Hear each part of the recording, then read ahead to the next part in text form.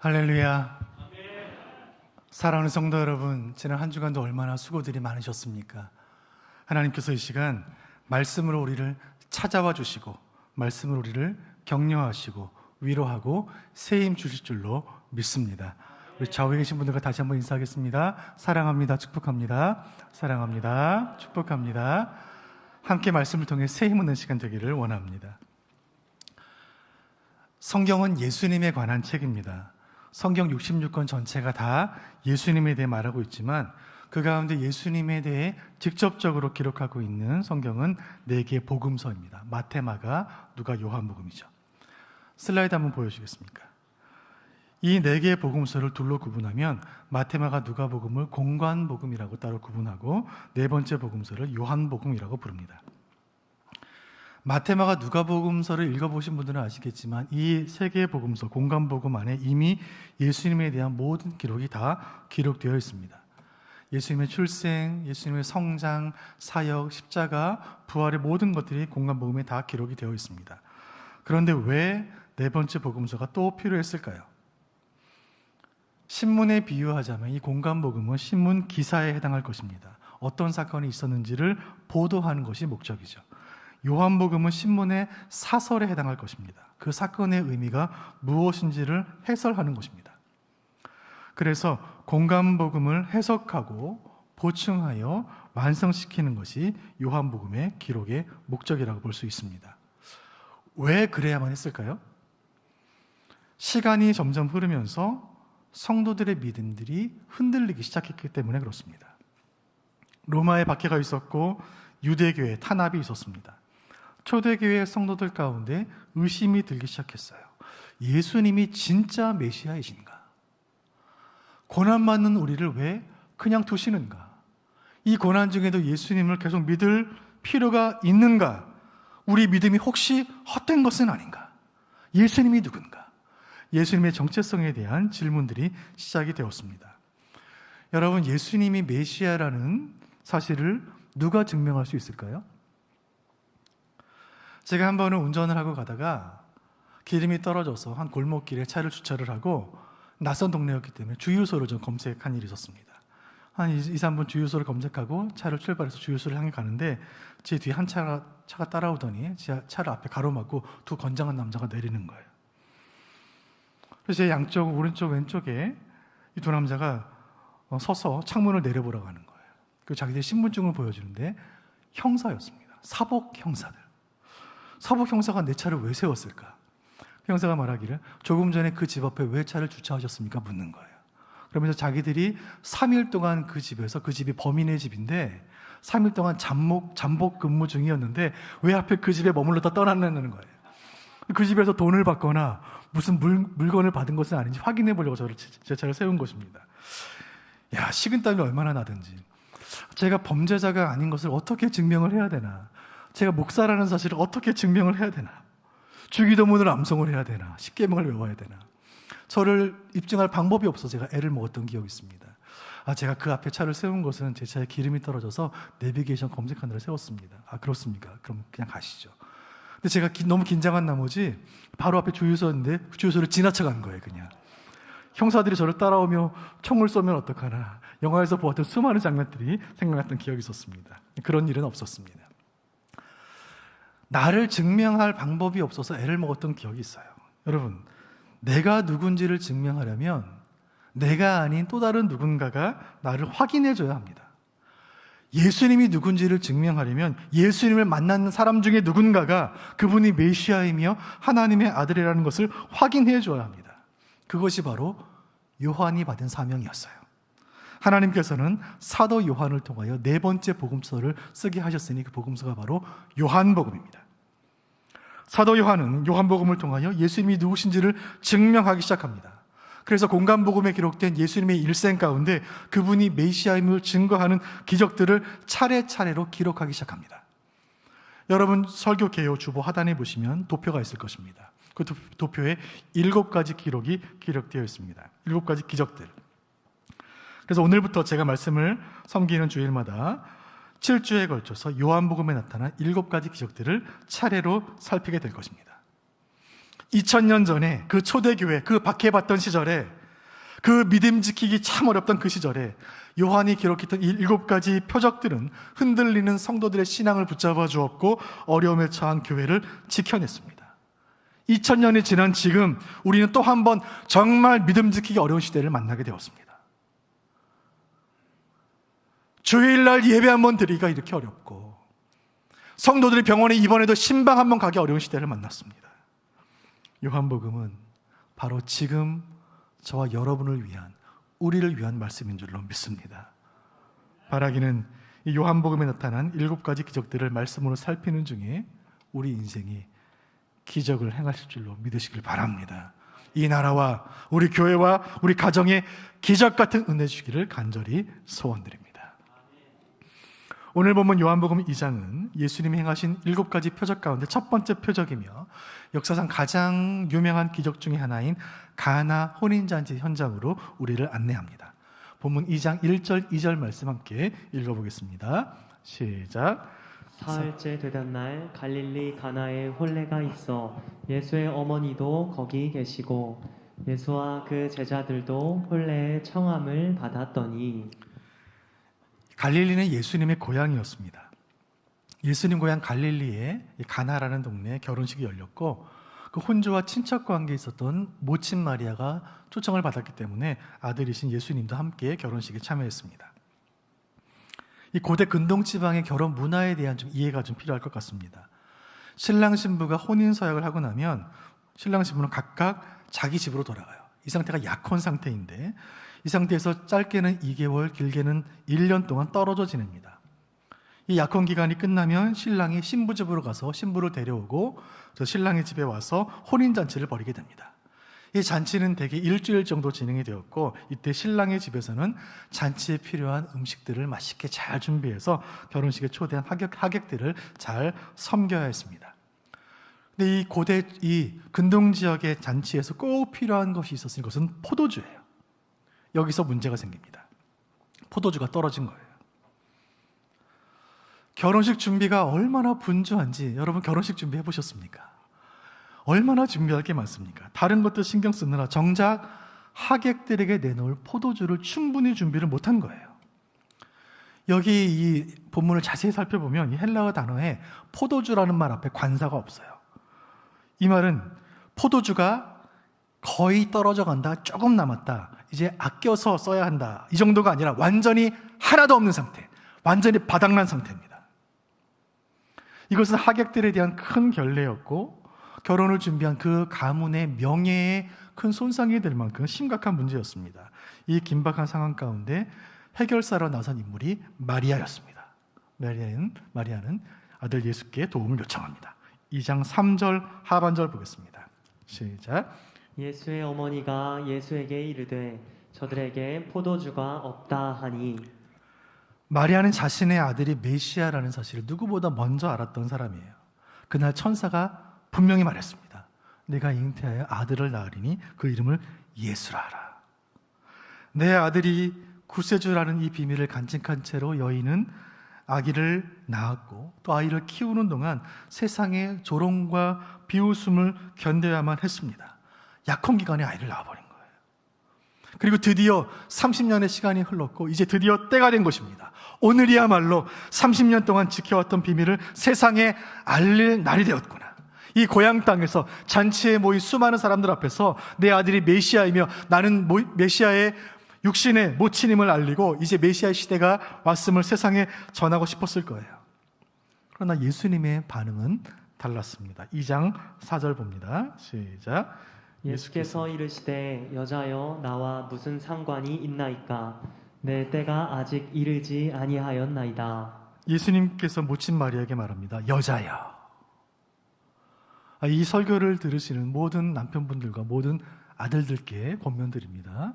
이번 추석에 가서 어머니께 혹은 아내에게 여자여라고 부르지 마시기를 권면드립니다. 큰 어려움을 당하실 수 있습니다. 이 여자여라는 표현은 어느 정도 거리를 두는 표현이고 그리고 대신에 존중과 존경의 의미가 담아있는 표현입니다. 여자여, 모친 마리아여, 아직 내 때가 이르지 않았습니다. 여기 내 때라고 하신 것은 예수님께서 죽으심으로 또 구원을 완성하신 그때 십자가의 때를 말하는 그런 뜻입니다. 내 때가 이르지 않았다는 예수님 말씀은 예수께서 본격적인 사역을 시작하신 것이 아직 아니기 때문에 아직은 구원의 때가 이르지 않았다는 뜻으로 말씀하신 거예요. 이 지혜롭고 현숙한 여인 마리아는 그 말이 무슨 의미인지를 깨달았습니다. 그래서 더 이상 예수께 여쭙지 않고 하인들을 향해 말합니다. 2장 5절 말씀 봅니다. 시작. 그의 어머니가 하인들에게 이르되 너희에게 무슨 말씀을 하시든지 그대로 하라 하니라. 이 마리아의 권세 있는 명령을 이 시간 저와 여러분을 향해 주시는 주님의 음성으로 들으시길 바랍니다. 이는 그리스도시니 무슨 말씀을 하시든지 그대로 하라. 무슨 말씀을 하시든지 그대로 하라. 조건을 달지 말고 이유를 묻지 말고 그대로 하라. 아브라함처럼 하라. 떠나라 하시니 떠나고 머물라 하시니 머물고 기다리라 하시니 100세가 되도록 기다리고 그 아들을 바치라 하시니 바치는 그 믿음처럼. 여러분, 이것이 믿음이고 이 믿음이야말로 기적의 마중물 된다는 사실을 믿으시길 바랍니다. 무슨 말씀을 하시든지 그대로 하라. 자, 이제 예수께서 무슨 말씀을 하실까요? 7절 8절 봅니다. 시작. 예수께서 그들에게 이르시되 항아리에 물을 채우라 하신즉 아기까지 채우니 이제는 떠서 연회장에게 갖다 주라 하심에 갖다 주었더니. 주님 말씀하십니다. 항아리에 물을 채우라. 그리고 하인들에게 이야기합니다. 물을 떠서 연회장에게 가지고 가라. 하인들이 얼마나 난처했을까요? 그 물은 정결의식에 쓰는 물이고 몸을 씻는 데 쓰는 물인데 그 물을 떠서 연회장에 갖다 주라고 말씀하신 거예요. 왜 그래야 할까? 왜 예수님 불난질에 부채질 하라고 하시는가? 안 그래도 난처한 연회장이 바쁜 연회장이 화를 내지 않을까? 이유를 알 수가 없었지만 하인들은 그 말씀에 그대로 순종합니다. 묻힌 마리아가 왜 무슨 말씀을 하시든지 그대로 하라라고 말했는지 알 것 같습니다. 물을 떠서 가져가는 하인들의 마음에 어떤 마음이 있었을까요? 대체 이것이 무슨 소용이 있는가? 무슨 의미가 있는가? 물을 들고 가는 내 수고가 무슨 의미가 있는가? 물을 들고 행진하는 이 하인들의 마음이 바로 세상살이에 지쳐있는 저와 여러분의 마음이 아닌가요? 살다 보면 인생이 허무하게 느껴질 때가 있어요. 내가 살아온 인생이 마치 맹물처럼 아무 맛도 없고 아무 색도 없는 무색 무취의 물처럼 느껴질 때가 있어요. 무슨 의미가 있는가? 지난 한 주간 정말 열심히 치열하게 열심히 살았지만 마치 밑 빠진 독에 물을 붓는 것처럼 맹물을 들고 걸어가는 것처럼 내 삶에 의미가 없는 것처럼 느껴질 때가 있습니다. 주님이 왜 우리에게 무슨 말씀을 하시든지 이렇게 말씀하고 계실까요? 우리는 주님의 뜻을 다 이해할 수 없기 때문에 그래요. 만일 우리가 우리의 머리로 이해되는 것만 순종한다면 성경 66권 가운데 우리가 순종할 수 있는 말씀이 얼마나 될까요? 창조자 하나님의 그 크고 놀라우신 계획을 피조물인 우리가 알면 얼마나 알 것이며 죄인인 우리가 하나님의 뜻을 이해하면 얼마나 이해하겠습니까? 도무지 이해할 수 없는 말씀이었지만 하인들은 그대로 순종합니다. 물을 들고 걸었고 행진했고 드디어 물을 든 하인들이 연회장 앞에 도착했습니다.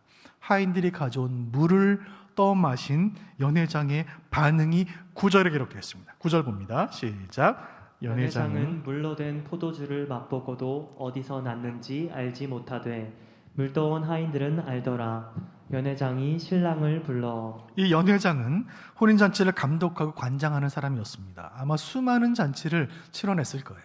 잔치의 필수품인 포도주에 대해 연회장은 전문가예요.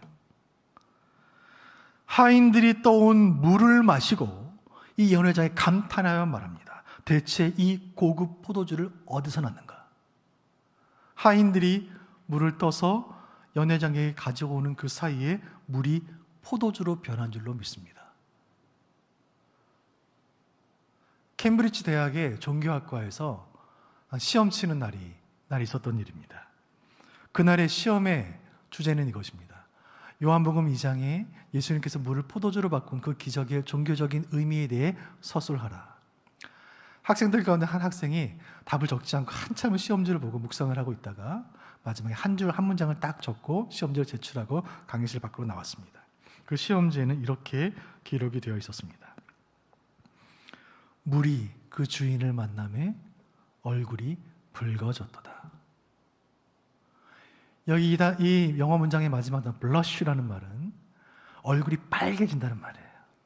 소녀가 좋아하는 사람 만났을 때 얼굴이 빨개지는 것처럼 얼굴이 빨개졌도다.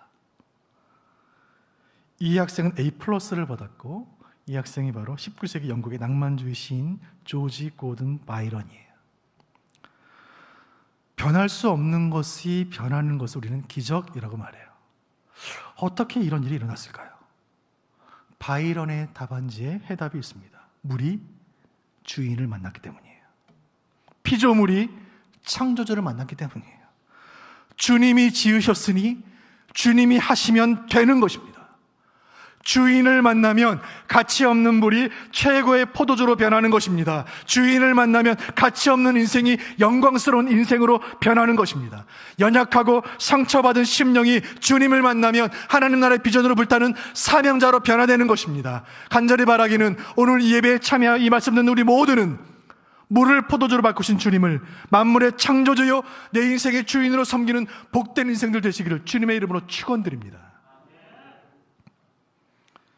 깜짝 놀란 연회장은 신랑에게 말합니다. 10절 말씀이에요. 10절 시작. 말하되 사람마다 먼저 좋은 포도주를 내고 취한 후에 낮은 것을 내거늘 그대는 지금까지 좋은 포도주를 두었도다 하니라. 아멘.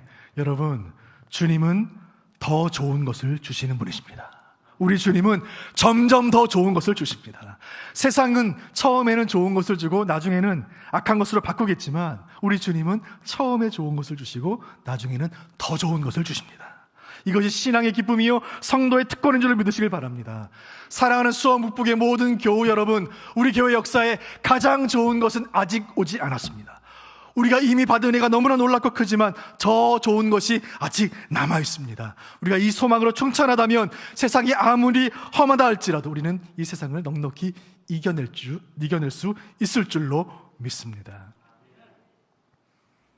물이 포도주로 바뀌자 중단되었던 잔치가 다시 회복되었습니다. 기쁨이 회복되었습니다. 위기가 극복되었습니다. 전화위복의 은혜가 임한 것입니다. 마치 아무 일도 없었던 것처럼 모든 것이 다시 평안해졌습니다. 이 요한복음 2장의 가나 혼인잔치를 그림으로 그린 많은 화가들이 있습니다. 이 가운데 17세기에 스페인 바로크 화가인 바르톨로메 무리오라는 화가가 이 장면을 이렇게 아름다운 그림으로 그려냈습니다.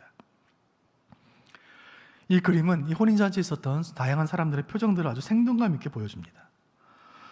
포도주가 떨어져서 난처하는 사람들의 모습, 이 가운데 이 중심에 있는 신랑 신부의 모습이 마치 스포트라이트를 받는 것처럼 중심에 있습니다. 내 인생 최고의 날을 망쳤다는 그 생각에 의기소침해진 신부의 표정이 보이고 그 옆에서 미안해 어쩔 줄 몰라 하는 신랑의 모습도 보입니다. 또 그 옆에서 수근수근거리며 이 집이 잔치의 준비를 왜 이 정도밖에 안 했을까 불평하며 짜증내는 하객들의 모습도 보입니다. 이런 여러 사람들 속에서 의미심장한 표정으로 항아리를 바라보고 있는 마리아의 모습이 보입니다. 예수님 옆에 있는 마리아의 모습. 그리고 대체 지금 무슨 일이 일어났는지 알지 못해서 당황해하고 있는 녹색 옷을 입은 연회장의 모습도 보입니다. 이 가운데 묵묵히 예수님 말씀에 순종하여 물을 따르고 있는 하인의 모습도 보입니다.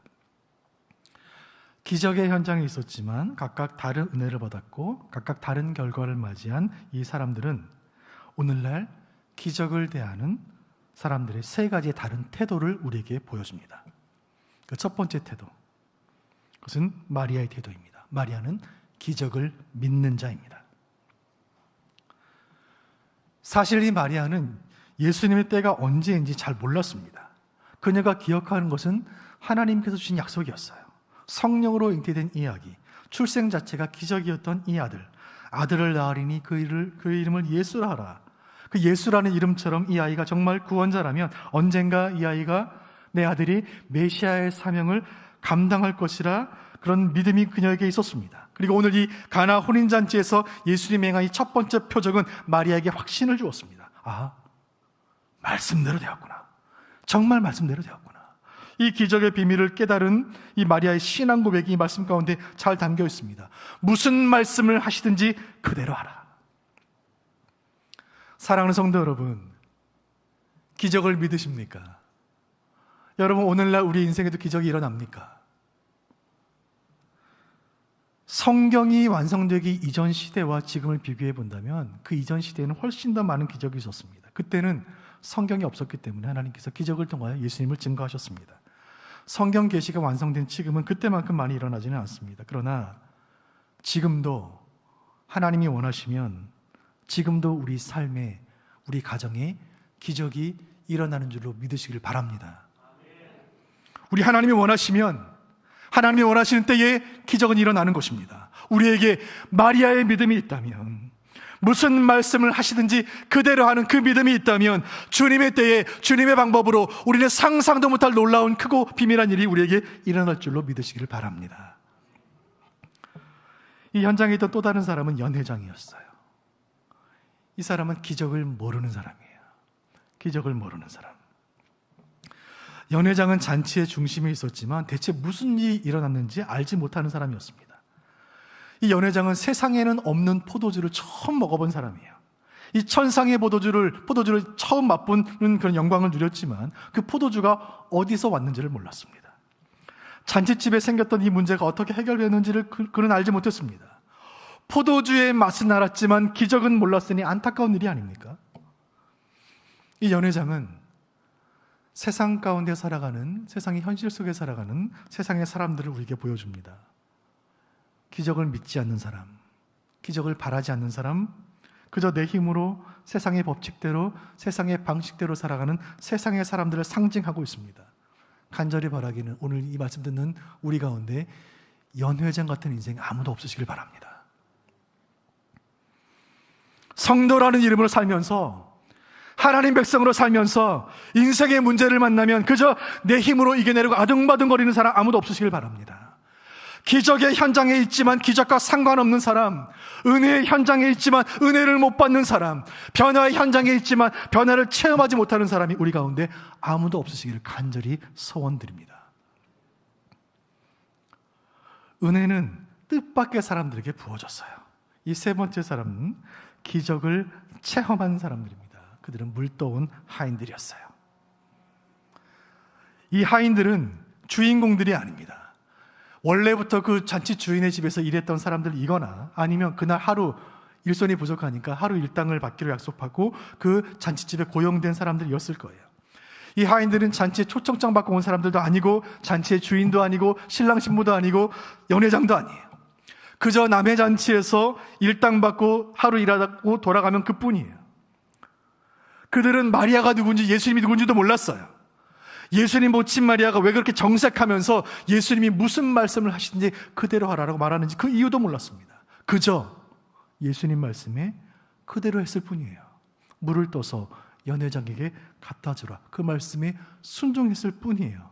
그런 그 하인들이 요한복음에 기록된 7가지 표적 가운데 첫 번째 표적인 그 첫 번째 기적을 가장 가까이에서 체험한 기적의 주인공이 되었습니다.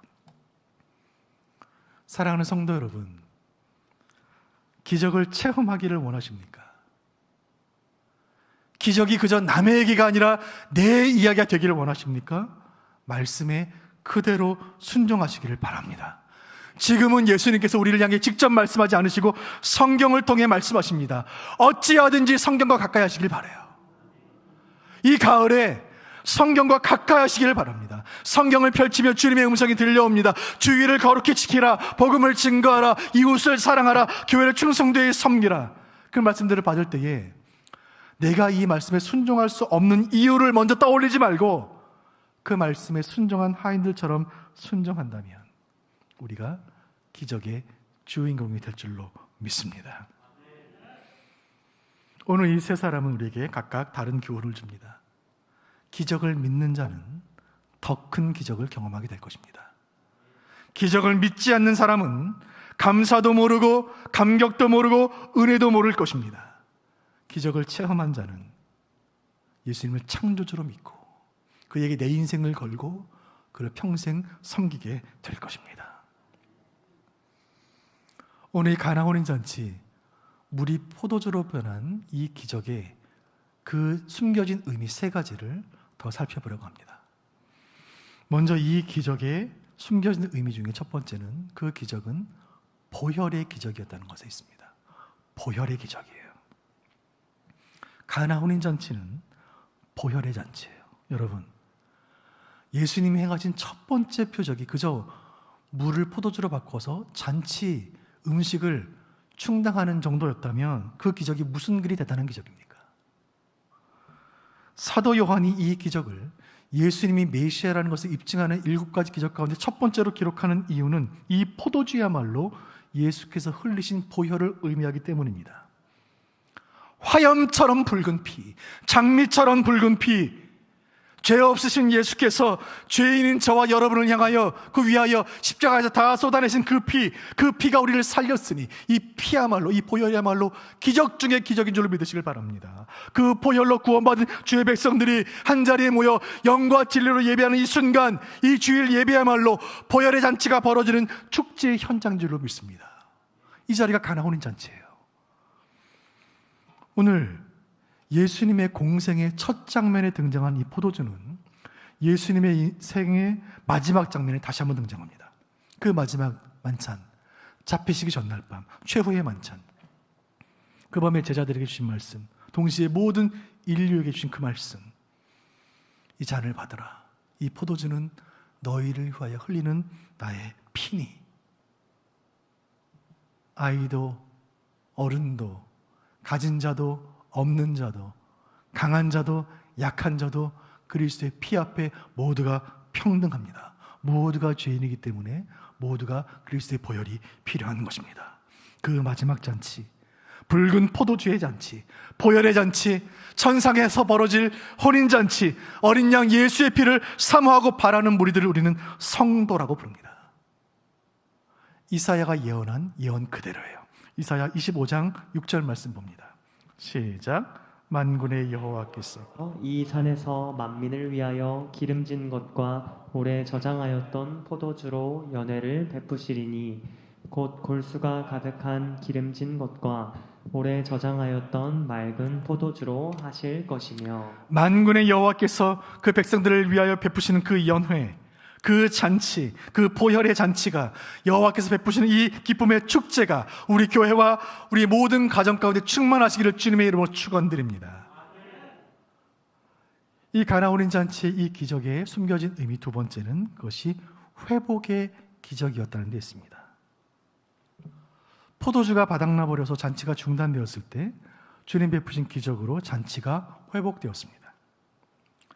에덴 동산에서 그 풍성한 잔치가 있었을 때 아담이 선악과를 따먹은 그 범죄로 인해 잔치가 중단되었을 때 예수님의 피가 잔치를 회복시킵니다.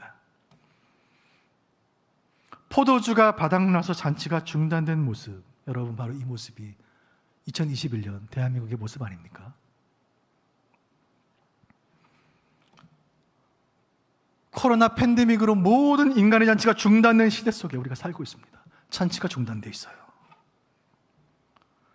잔치가 멈춘 이 시대에 진정으로 부족한 것이 있으니, 필요한 것이 있으니 그것은 포도주예요.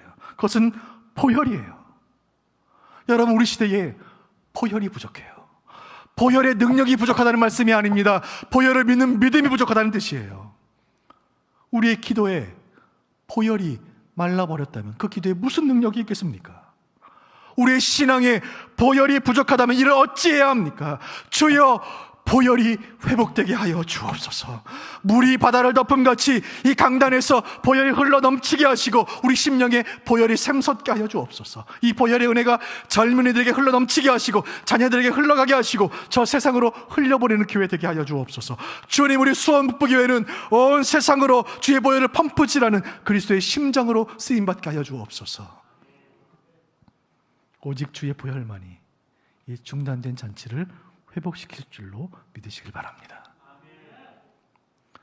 이 기적에 숨겨진 세 번째 의미는 이 기적이 변화의 기적이라는 데 있습니다. 이 기적의 가장 큰 의미가 여기 있습니다. 변화의 기적. 물이 주인을 만나며 얼굴이 붉어졌도다. 이 시인 바이런의 말처럼 주님이 만물의 주인이시라면 세상 모든 것들에게 일어나는 변화는 그 주인이신 예수님께 달려있는 줄로 믿습니다. 여러분께 질문드립니다. 여러분, 사람이 변합니까? 세상이 변하나요? 이 질문을 사람들에게 묻는다면 사람들은 말할 거예요. 아니요, 사람은 안 변합니다. 세상 사람들은 말할 거예요. 아니요, 세상은 안 변합니다. 더 나빠질 거예요. 똑같은 질문을 주님께 여쭙는다면 주님이 이렇게 말씀하실 거예요. 할 수 있거든이 무슨 말이냐? 믿는 자에게 능치 못함이 없으리라. 여러분, 코로나의 이 상황이 변할까요? 코로나가 끝날까요? 믿음 없는 우리 아이들 변할까요? 내 남편 변할까요? 여러분, 물이 변할까요? 우리가 이런 질문 앞에서 이 질문들을 사람에게 묻지 말고 주님께 여쭙는 우리가 되기를 원합니다. 우리가 주님께 이렇게 질문을 드린다면 주님 말씀하실 거예요.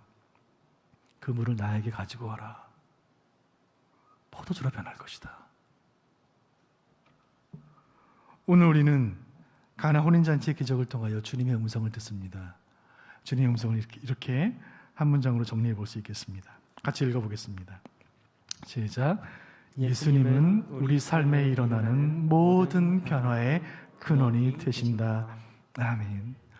오늘 이 주일 예배가 가나 혼인잔치의 현장이 되기를 간절히 소원합니다. 갈수록 더 좋은 포도주가 나오는 잔치처럼 갈수록 더 큰 은혜를 허락하여 주옵소서. 시간이 흐르면서 첫사랑도 식어지고 말씀의 은혜도 식어지고 기도를 해도 기대가 없고 시간이 갈수록 메말라 버리는 인생들 되지 않게 하여 주옵소서. 시간이 갈수록 더 주님 사랑하고 더 주님 충성하고 날마다 신선하고 날마다 은혜가 충만케 하여 주옵소서. 받은 은혜가 있지만 더 큰 은혜를 허락하여 주옵소서. 은상가운의 은혜를 허락하여 주옵소서. 오늘 받은 은혜에 감사하며 잠자리에 들고 내일 받을 은혜를 기대하면서 잠자리에서 깨어나게 하여 주옵소서. 주여, 물떠온 하인들의 비밀한 기쁨이 충만케 하여 주옵소서. 세상의 사람들은 알 수도 없고 줄 수도 없는 그 비밀한 기쁨이 우리 영혼 깊은 곳에서 샘솟게 하여 주옵소서. 언젠가 이 어려운 코로나의 시간들이 다 지나고 나면, 우리가 이 환난의 때를 다 지나고 나면 세상의 사람들은 왜 이 고난이 끝났는지 그들은 알지 못할 거예요. 이 좋은 포도주가 어디서 왔는지 알지 못했던 연회장처럼 이 회복된 은혜와 기쁨이 대체 어디서 왔는지 세상 사람들은 모르겠지만 우리는 아는 것입니다. 우리는 이 어려운 시간들을 예배 현장을 지키며 기도의 자리를 지키며 이겨낸 우리는 그 모든 기적이 주님이 행하신 은혜임을 알기 때문에 저와 여러분은 물떠온 하인의 비밀한 기쁨을 누리게 될 줄로 믿습니다. 연회장도 모르고 신랑 신부도 모르고 잔치에 참여한 하객들도 모르겠지만 물떠온 하인들은 알듯이 주님이 하시고 우리가 아는 비밀한 신앙의 기쁨으로 우리를 충만케 하실 줄로 확신합니다. 이 믿음으로 또 한 주간 주님 베푸시는 크고 작은 기적들로 인하여 저와 여러분의 삶이 예수님의 살아계심을 증거하는 은혜의 표징이 되시기를 주님의 이름으로 축원드립니다.